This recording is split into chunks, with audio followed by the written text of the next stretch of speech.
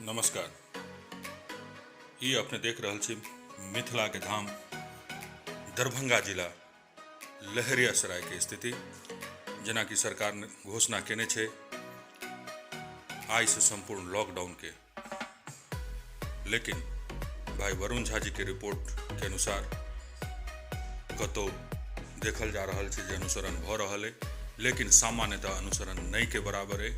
सब क्यों वहिना एहि लॉकडाउन में घूम फिर रहल छे, लॉकडाउन के जो नियम छे ओकर पालन नहीं कर रहल छे। ई दरभंगा जिला के रिपोर्ट है जे मिथिलांचल के गढ़ छे।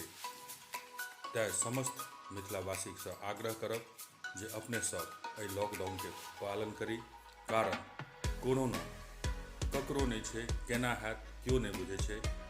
अपने सबसे आग्रह दैनिक लहर के खबर के टीम के तरफ से जे अपने सब संपूर्ण मिथिलांचल में जो बिहार सरकार के द्वारा लॉकडाउन लगायल गेल अछि तो ओकर पालन करी, संगे